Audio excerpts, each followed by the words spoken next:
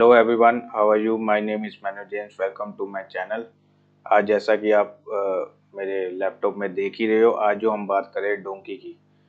क्योंकि बहुत सारे लोग पहली बात मेरे पास जब कांटेक्ट करते हैं इमिग्रेशन की सर्विस के लिए, पहला वो सवाल पूछते हैं यूएस का वीज़ा है, कनाडा का वीज़ा है, यूके का वीज़ा है, ऑस्ट्रेलिया का वीज़ा है। मतलब सारी कंट्री वो बोलते हैं, बड़ी कंट्री जिसके लिए वो बहुत सारे लोग हैं। मतलब कुछ लोग एलिजिबल होते हैं तो वो तो ठीक है, बट जो एलिजिबल नहीं होते वो उनकी गिनती जारी होती है। मतलब 100 से 10% एलिजिबल होते हैं, बाकी सारे एलिजिबल नहीं होते। बट उनका जो ध्यान होता है हमेशा बड़ी कंट्री होता है, यूएस के लिए, कनाडा के लिए, ऑस्ट्रेलिया, यूके के लिए। एंड बहुत सारे लोग डोंकी का सहारा लेते हैं क्योंकि एलिजिबल नहीं होते, फिर वो डोंकी का सहारा लेते हैं। बट डोंकी तब तक लिए ठीक थी जब इंटरनेट का इतना प्रेजेंटेशन नहीं था, इंफॉर्मेशन की कमी थी, इंफॉर्मेशन नहीं थी। ठीक है, पहले मैं स्क्रीन अपनी वाली ले आऊँ। ठीक है, जब मतलब कि इंटरनेट का इतना प्रेजेंटेशन नहीं है, इंफॉर्मेशन इतनी अवेलेबल नहीं थी। आजकल तो हर एक चीज़ जो भी आपने ढूंढनी है इंटरनेट में जल्दी से मिल जाती है। ठीक है, बहुत सारे चैनल, जैसे मेरा चैनल बना है वैसे बहुत सारे चैनल बने हैं, काफ़ी इंफॉर्मेशन मिल जाती है उनके। जैसे मेरा पर्सनल एक्सपीरियंस है उसके हिसाब से हम इंफॉर्मेशन प्रोवाइड करते हैं, डेली बेसिस पे जो इंफॉर्मेशन होती है वो भी प्रोवाइड करते हैं। तो डोंकी वाला तो सिस्टम है ही नहीं है ना। डोंकी करना ही नहीं चाहिए क्योंकि डोंकी में क्या है, एक तो इलीगल एंट्री करनी है। मोस्टली लोग क्या करते हैं, यूएस के लिए करते हैं या यूरोपियन कंट्री के लिए, शेंगन पार्ट में घुसने के लिए डोंकी का यूज़ करते हैं। एंड डोंकी इलीगल करते हैं, जो कि मतलब पहले एक कंट्री पे बाय फ्लैट गए, उसके बाद पनामा जंगल को करने, फिर वो उस हिसाब से यूएस में एंट्री करते हैं। बट जो आज स्पेसिफिक वीडियो मैं बनाऊंगा ना, पहली बात तो डोंकी आपको नहीं करना चाहिए क्योंकि वो इंफॉर्मेशन बहुत अवेलेबल है, बहुत सारे तरीके हैं, बहुत सारे तरीकों से आप जा सकते हो। बड़ी, अगर आप एलिजिबल नहीं हो तब भी बड़ी कंट्री जा सकते हो, बहुत सारे तरीके हैं। ठीक है, एंड उसी की आज वीडियो बनाएंगे। पहली बात तो मैंने आर्टिकल निकाले थे, जैसे कि ये डेक्कन हेरल्ड है, इसमें आप पढ़ सकते हो। ठीक है, डोंकी के बारे में लिखा, बहुत सारे लोग पकड़े जाते हैं इलीगल जब एंट्री करते हैं यूएस में। तो उसके बाद दी वायर का भी मैंने आर्टिकल निकाला था, ये भी आप पढ़ सकते हो। इसके लिंक भी मैं दे दूंगा आपको डिस्क्रिप्शन में, आप चेक करना, पढ़ सकते हो। कि पहली बार तो डोंकी इतनी इजी लगती नहीं, अगर डोंकी कोई लगाता भी है वो 35-40 लाख आपके लगा देता है। ठीक है, 35-40 लाख का कोर्स लगा के उसके बाद डोंकी के थ्रू आपको लेके जाता है। डोंकी में कोई इजी काम नहीं होता। ठीक है, वो भी एक कंट्री से दूसरी कंट्री, दूसरी से तीसरी, ऐसा करके जो मेरा एक्सपीरियंस है वो ही करते हैं। बहुत सारा पैसा उसमें हो जाता है। एंड अगर जब आप जंगल को क्रॉस करते हो तो आपका जान की कैजुअलिटी भी होने की जरूरत है। मतलब ऐसे चांसेस होते हैं कि मतलब कैजुअलिटी भी हो सकती है। बट आजकल के ज़माने में वो करने की हमें जरूरत ही नहीं है क्योंकि बहुत सारी इंफॉर्मेशन आजकल नेट में अवेलेबल है। बहुत सारे लोगों का एक्सपीरियंस हो गया है, बहुत सारे लोगों ने, जैसे मेरे जैसे लोगों ने अपना एक्सपीरियंस शेयर किया हुआ, वीडियो बनाई हुई है। आप उसको लेके, उससे लेसन लेके आप अच्छे वे से आप जा सकते हो। ठीक है, फर्स्ट, अगर आप एलिजिबल नहीं हो, ठीक है, किसी भी कंट्री के लिए आप एलिजिबल नहीं है, वर्क परमिट में जाने के लिए एलिजिबल नहीं हो, तो पहला काम क्या है, सपना पर आपका बड़ा है, आप बड़ी कंट्री जाना चाहते हो, बट आप एलिजिबल नहीं हो। उसका सही एक ही तरीका है कि आप टूरिस्ट वीज़ा में उस कंट्री में एंटर हो, चाहे जो सी मर्जी कंट्री, चाहे यूएस क्यों ना हो, अमेरिका, चाहे उसमें भी जाना जो आपका, उसका एक ही तरीका है, आप टूरिस्ट वीज़ा लो। टूरिस्ट वीज़ा के बेस पे वहाँ पर जाके उसके बाद काम करना जो करना। मतलब आप पहली बात तो टूरिस्ट वीज़ा में लीगल वे में चल के आप एंट्री कर ली, आपकी कोई आपको परेशानी की या बड़ी बड़ी अमाउंट देने की, 40-35-40 लाख देने की जरूरत नहीं पड़ेगी, पैसे बर्बाद करने की जरूरत नहीं पड़ेगी, जान का खतरा नहीं होगा, फैमिली को कोई परेशानी नहीं होगी। टूरिस्ट वीज़ा में डायरेक्ट इंडिया से आप वहाँ पर पहुँचोगे एंड उसके बाद जो भी करना सारा सिस्टम करके कर सकते हो। ठीक है, उसका टूरिस्ट वीज़ा में क्या बट प्रॉब्लम क्या होती है, टूरिस्ट वीज़ा का हम सबको सलाह दे देते हैं, बट टूरिस्ट वीज़ा के अकॉर्डिंग लोग की एलिजिबिलिटी नहीं बनती, डॉक्यूमेंटेशन नहीं कंप्लीट होते। तो इसी चीज़ के लिए वीडियो बना रहा हूँ। ये नहीं कि वो इम्पॉसिबल चीज़ है कि डॉक्यूमेंट नहीं बन सकते या कोई चीज़ हम तैयार नहीं कर सकते, ऐसा चीज़ नहीं है। अगर आप किसी बड़ी कंट्री में जाना है, आप 4-5 महीने, 6 महीने, 1 साल आपने ऊपर लगाए ना खुद के, किसी एजेंट को पैसे देने से अच्छा कि अपने ऊपर पैसा वो लगाया हो ना। जो पैसा अपने ऊपर लगाओगे वो थोड़ी बहुत ही पेमेंट लगानी पड़ेगी। अगर आप प्रॉपर अपने ऊपर पैसा लगा ले, अपने डॉक्यूमेंटेशन के बनाने के लिए पैसा लगा लेगा, तो इजी वे में जा सकते हो। ठीक है, तो मैं ये पॉइंट काफ़ी लिखे हैं, तो स्टेप बाय स्टेप मैं इसको आपको पूरा पर एक्सप्लेन करूंगा कि आपको कोई पैसा डोंकी लगा के जाने की बात जरूरत नहीं है। बड़ी बड़ी 35-40 देने की जरूरत नहीं है। अगर 35-40 इधर ही होता, आपके पास इंडिया में होता, ठीक है, तो फिर आप इधर ही 35-40 लाख का कोई बिजनेस खोल लेते, वो अच्छी इनकम हो सकती थी।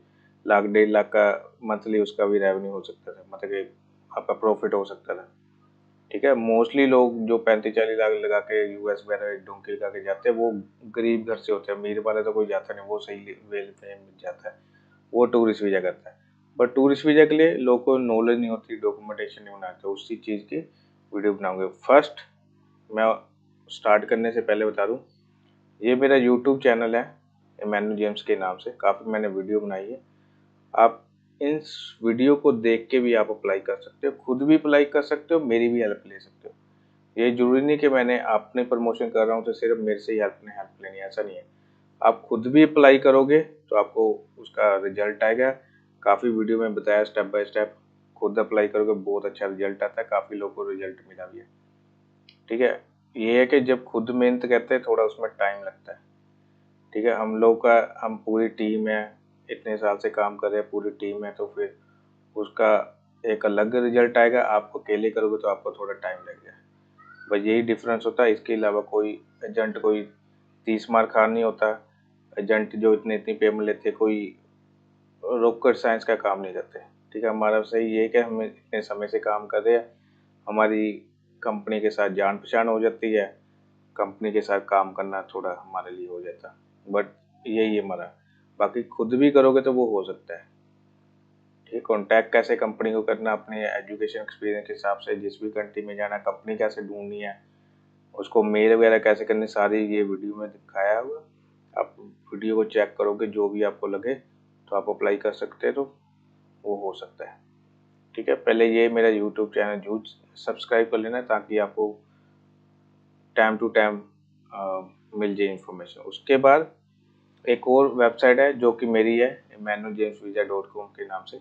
अगर आपने मेरी सर्विस लेनी, ठीक है, पहले बताया खुद अप्लाई कर सकते हैं। अगर आपने मेरी कोई सर्विस लेनी है तो इस वेबसाइट में जाके, जो कि हर एक वीडियो के डिस्क्रिप्शन में दी होती है, emmanuelJamesVisa.com वीडियो, इस वेबसाइट में जाना।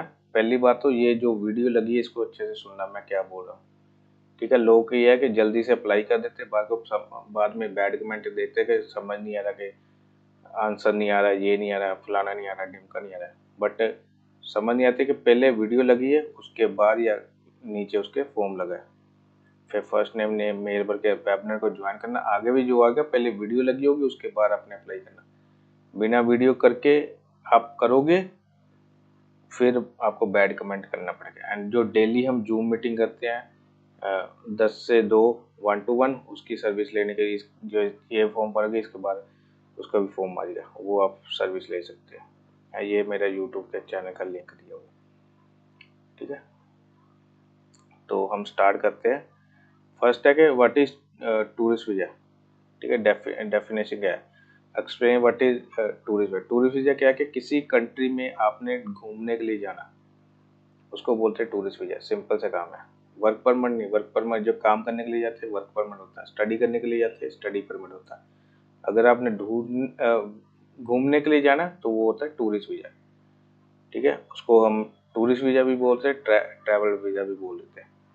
Type of tourist visa, single entry, multiple entry. Single entry क्या होता है, एक बार ही जाना फिर वापस आ जाना, बस सिंगल एंट्री, वो खत्म हो गया। और मल्टीपल मतलब एक ही, जैसे यूएस का जब वीजा टूरिस्ट वीजा मिलता है 10 साल का मिलता है, 10 साल के बीच में जब मर्जी जाओ आओ, वो मल्टीपल एंट्री उसको बोलते हैं। Multiple short term long term भी बोलते हैं। शॉर्ट टर्म टूरिस्ट वीजा का होता है, लॉन्ग टर्म जिसमें ज़्यादा समय रहना है वो ज़्यादातर होते हैं वर्क परमिट वगैरह।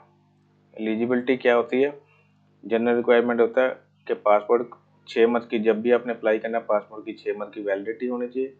Second, proof of financial stability. Financial stability कैसे होती है कि आप स्टेबिलिटी क्या होती है, जैसे फाइनेंशियल यहाँ प्रूफ ऑफ फाइनेंशियल स्टेबिलिटी मतलब प्रॉपर आपका जॉब करते होना चाहिए, मतलब प्रीवियसली आप जॉब भी अपने अप्लाई करना, प्रॉपर आप अपनी होम कंट्री में जॉब करते होना चाहिए, प्रॉपर आपकी सैलरी अकाउंट में आनी चाहिए, ठीक है। उसमें से कुछ आप अपने ऊपर स्पेंड कर देते हैं, जैसे घर के खर्चे होते हैं, उसके बाद जो बचाते हो, ठीक है, सेविंग करते हो, उसमें प्रॉपर शो होना चाहिए, उसको बोलते हैं फाइनेंशियल स्टेबिलिटी।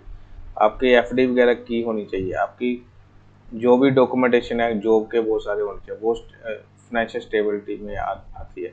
एंड उसके बाद रिटर्न टिकट आपने जो लेनी, जब आपने ट्रैवल में जाना, किसी भी कंट्री के लिए जाना, रिटर्न टिकट जरूर होनी चाहिए, क्योंकि आप जाओगे सिर्फ और सिर्फ घूमने के लिए, रिटर्न टिकट होना चाहिए। बहुत सारे लोग सिर्फ जाने के टिकट लेते हैं, इसलिए फिर वो एंट्री नहीं काफ़ी कंट्री देती है, ठीक है। ट्रैवल आइटनरी होनी चाहिए, आइटनरी मतलब कहाँ कहाँ घूमना, कौन कौन सी जगह जाना, किस लिए जाना, सारा चीज़ वो प्रॉपर होना चाहिए, उसको ट्रैवल आइटनरी बोल रहे हैं। हेल्थ एंड ट्रैवल इंश्योरेंस होनी चाहिए, ठीक है, हेल्थ के इंश्योरेंस होना चाहिए, ट्रैवल इंश्योरेंस, ये सारे डॉक्यूमेंटेशन हो गए, आपके चांस बढ़ जाते हैं, आप एलिजिबल हो जाते हैं अप्लाई करने के लिए, तो उसके चांसेस बढ़ जाते हैं कि आप जा सकते हो, आपको वीज़ा मिलने के चांस होते हैं, ठीक है। ये सारी चीज़ जो मैं बता रहा हूँ ये नॉर्मल चीज़ें हैं, ये कोई ज़्यादा मतलब डिफ़िकल्ट चीज़ नहीं है, बट मेन चीज़ है वो सबसे लास्ट में एक 9वें पॉइंट में है, common reason of visa denial, मतलब क्या कॉमन रीजन है जिसमें ज़्यादा वीज़ा रिजेक्ट होता है, रिजेक्शन आती है, तो यही मेन चीज़ है, बाकी सारे चीज़ें कॉमन है, सबको मोस्टली पता होता है, कोई भी वीडियो देखिए पता चल जाएगा, कॉमन सेंस लगाएगा उसको भी पता चलेगा, बट ये जो चीज़ें हैं 4-5 ये जरूर थी। इनकम्प्लीट और इनकोरेक्ट एप्लीकेशन, ये भी कॉमन चीज़ है कि मतलब इनकम्प्लीट की या इनकोरेक्ट एप्लीकेशन की वो हुई। Sufficient financial proof, insufficient financial proof मतलब काफ़ी लोग होते हैं कच्चे में काम करते हैं, मतलब उनकी सैलरी अकाउंट में नहीं आती, तो वो मतलब फाइनेंशियल सपोर्ट नहीं, उनकी मतलब डॉक्यूमेंटेशन फाइनेंशियल सपोर्ट का नहीं होता है, कोई उनके अकाउंट में कोई सेविंग नहीं होती, मतलब कोई सारी जितनी सैलरी आई है वो सारी खर्च दी है, जीरो जीरो आ रहा, बट जब उन्होंने वीज़ा लगाना एकदम ही 10 लाख डलवाते हैं, कई एजेंट बोलते हैं 10 लाख डलवा दो, हो जाएगा हो जाएगा हो जाएगा, but end of the day क्या होता है, वो फाइल उड़ जाती है, रिजेक्ट हो जाती है, क्यों, वो सपोर्ट ही नहीं करता। एम्बेसी वाले देखते हैं कि इतने समय से तो इसके पास कोई सेविंग नहीं है, अभी एकदम कैसे सेविंग आ गई, ठीक है। वो फाइनेंशियल डॉक्यूमेंट में ये जरूर ध्यान रखना, हमेशा अपने कोई ना कोई एफडी जरूर करा के रखे, जब भी आपने वीज़ा के लिए अप्लाई करना है कोई कोई ना कोई एफडी जरूर करा के रखे, एफडी बहुत ही इंपॉर्टेंट है, जो फैमिली टाइज में वो गिना जाता है। अगर आपका खुद का घर है तो डॉक्यूमेंटेशन उसके प्रॉपर होना चाहिए, अगर आप मैरिड हो तो मैरिज सर्टिफिकेट होना चाहिए, आपके बच्चे हैं वो पढ़ते स्कूल में तो स्कूल के जो सैलरी फीस की जो स्लिप वगैरह वो प्रॉपर होना चाहिए, ये सारी छोटी छोटी चीज़ें जरूर होना चाहिए। सस्पिशियस ट्रैवल हिस्ट्री मतलब पहले कोई कंट्री, छोटी मोटी कंट्री में भी नहीं बनाया गया और एकदम ही वो अमेरिका के लिए अप्लाई कर रहा है, वो सस्पिशियस में आ जाते हैं। हमेशा ध्यान रखें बड़ी कंट्री जाने से पहले कोई ना कोई छोटी कंट्री में जरूर ट्रैवल करें, एंड अपने फाइनेंशियल डॉक्यूमेंट जरूर बनाएं। हमेशा ध्यान रखें जब भी आप जॉब में जाए, चाहे 15,000 की सैलरी हो चाहे 20,000 की सैलरी हो, ये कम से कम बोल रहा हूँ, आपकी सैलरी हमेशा आनी चाहिए आपके अकाउंट में, उसमें से कुछ 40% आपका खुद पे खर्च होना चाहिए, बाकी सेविंग में होना चाहिए, ऐसा धीरे धीरे धीरे धीरे करके 4-5-6 लाख का आपका बैंक बैलेंस बनाओ, तो वो फाइनेंशियली स्ट्रॉन्ग माना जाता है। कुछ ना कुछ छोटी मोटी अपनी 50,000 लाख की एफडी कराओ, ठीक है, वो फाइनेंशियली आप स्ट्रॉन्ग हो जाते हैं, उसके डॉक्यूमेंट कंप्लीट हो जाते हैं, ये चीज़ें करके हमने काफ़ी लोग का किया हुआ है, ठीक है।